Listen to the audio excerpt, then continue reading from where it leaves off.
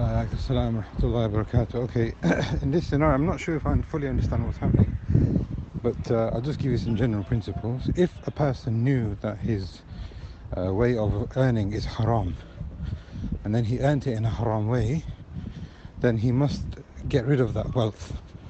He must get rid of that wealth. So say, for example, a person was consuming riba, and it was clear riba, and he knew it was riba. When he wants to make tawbah, he must get rid of that wealth. He must stop that transaction if he's able to do so. Everything connected to that wealth must go, except, as Ibn Taymiyyah rahimahullah mentions, and others from the ulama, Shafi'i, Ghazali, and Nawawi, and others from the ulama, they've said the only thing they are allowed to keep are the things that they need for themselves. So say, for example, this person has been engaging in haram income, and if they completely got rid of everything, they'll be poor and homeless or something like that, then they're allowed to keep what they need, and everything else must be given. That's the first scenario. Second scenario, excuse the noise in the back. Second scenario, the person didn't know. And if the person doesn't know, then the correct view is that that wealth is permissible for him. Allah subhanahu wa ta'ala says in Surah Al-Baqarah that if somebody has taken wealth and he didn't know, then he is excused for his ignorance. And he can carry on keeping what he has taken from his ignorance. But when he finds out that it's not permissible, then he must stop that transaction and anything coming on from that transaction. So I think these two principles, now you can apply it to this brother. If he knew that something was haram, then he must get rid of it. If you didn't know, or he didn't know that it was haram, then he can keep it, inshallah. But at the point where he does know that it is haram, he cannot keep anything that is connected to that wealth anymore from that point onwards. But everything in the past he can. What about your dealings with this person? Then the correct view in all of this is that if a person can abstain, then they should abstain.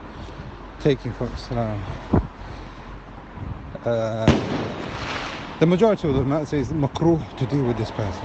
So if you know that a person has been dealing with haram wealth, and for example he invites you to come to eat in his house, or perhaps he's your father and he's spending upon you, then some of the ulama have said that this is makruh for you to take, and if you are able to take it, depend upon yourself, then you must depend upon yourself. But if you're not able to, or if you are going to respond to the invitation, then it's better for you not to do so if you are able. If you are not able, sorry. If you're not able, then you are allowed. If you are able, then it's makruh. Right. But the correct view, Allah knows best, this is the view of the Maliki, it's the view of Ibn Taymiyyah as well, is that if a person gets something of haram wealth for himself, then that is only haram for him. And your transaction with that person, if it's done correct, then it's permissible. And for me, that seems to be the correct view. But we need to highlight something in all of this.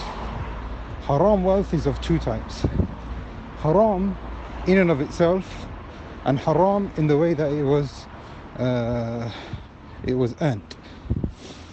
So for example, if somebody steals something from another person, that is in and of itself haram, and he's not allowed to keep it, and there is no excuse for ignorance. He must return it, he must give it back to his rightful owner, and you should not have any interaction with that person. That is because it is haram in and of itself. But imagine if a person was selling something that was not permissible for him to sell, or he is giving services which were not permissible, then the transaction between this person and the other person has been completed. This now becomes their wealth, but it's haram because of the way they attain that wealth.